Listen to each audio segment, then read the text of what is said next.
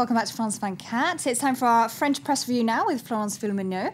Florence, yesterday French banks very much in the spotlight over fears they could well collapse. And once again, financial crisis grabbing the headlines in the French papers. That's right. We're going to start off with Libération. La crise fait sauter les banques. It's a play on words. It basically means the crisis is holding up banks. Now, yesterday, as you said, the value of France's major banks went tumbling. Société Générale fell 14.7%. Crédit Agricole minus 11.8%. BNP Paribas minus 9.4%. So there's been a wave of panic across French newspapers today. We're going to look at La Tribune, which is a business daily here that says fears over banks. François, which is a tabloid, says, should you be afraid for your bank? And there's an interesting poll in Le Parisien which says that 79% of those that were questioned say that they're afraid that the effects of this current global financial situation will have on France.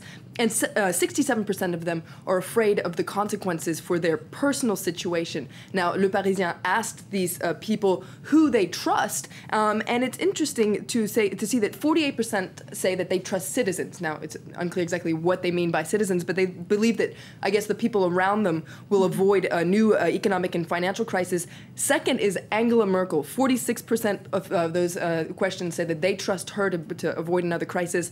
Now, French President Nicolas Sarkozy comes in 7th at 33%, and stockbrokers come in last with 6%. Oh dear, poor Sarkozy. So basically no one's got any confidence in him, or only 33% of the people have confidence in him. That's right, and this despite him rushing back from his vacation to hold an emergency cabinet meeting yesterday. Basically, he said that ministers have 1 week to draw austerity measures to lower the country's public deficit. Now, there's an article in Libération that wonders whether these new measures will be enough, and according to Libération, which is a left-leaning newspaper, France is headed pretty much towards a dead end despite its AAA rating. Investors are right to be worried because, according to Libération, the government's remedy, these austerity measures, are just going to be a trap. And they interview Thomas Courteau, who's an economist, and he suggests a radical break. He says that European governments should default altogether, basically because that way it would cause those who caused the crisis, which according to the article are banks, to rethink to pay, and governments will have to rethink their relationship with the world of finance. Okay, it's an interesting strategy.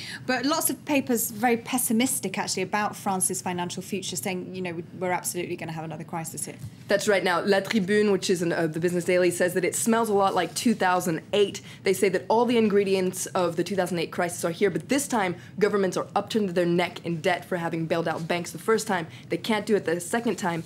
Le Monde interviews economist Jacques Attali, who is also very pessimistic. He says that France is destined to lose its AAA rating, and he says that the economic guru that governments are following these days isn't Keynes or Schumpeter, it's Bernie Madoff, because these governments are accumulating pyramids of debt. So a very, very pessimistic view. And talking about lashing out against banks, the French edition of Slate has picked up on a story in New York about a woman who flew a plane over Standard & Poor's with a banner that read, "Thanks for the downgrade, you should all be fired." So obviously she was venting her anger there. Gosh, that's quite an extreme measure, isn't it?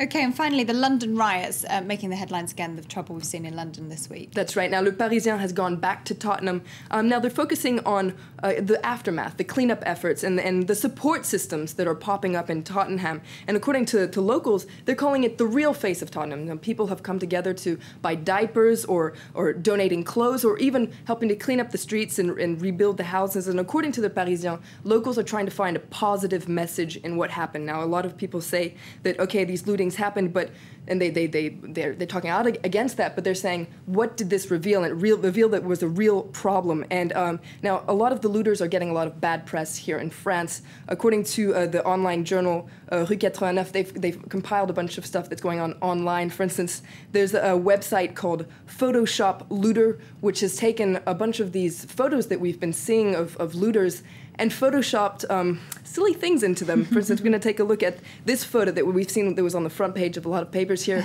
A looter looks like he's walking some poodles there. Walking his poodles, yeah, as you do. As you do. Car. And then another last one of looters, but what were they so eager to get their hands on? A bunch of teddy bears. There we go. Oh, gosh. Well, there we go. Thank you very much, Florence, for joining us with the French papers.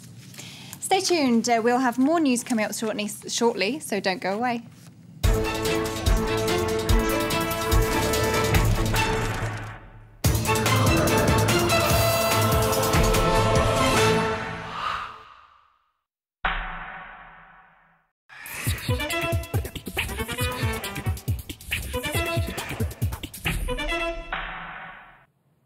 and welcome to the France 24 interview. Today, my guest is a parliamentarian from Yemen, Professor Najib Hanem, a member of Yemen's official opposition from the Al-Islah Party, but also now from the Joint Meeting Parties, an umbrella coalition of opposition movements in Yemen. Professor Hanem, thank you very much for being with us here on France 24. Thanks for calling me, thanks. Now, we've seen anti-regime protests in Yemen for 6 months now. Do you believe that a solution, a resolution to the deadlock is coming anytime soon? Yes, we are sure, we are guaranteed that the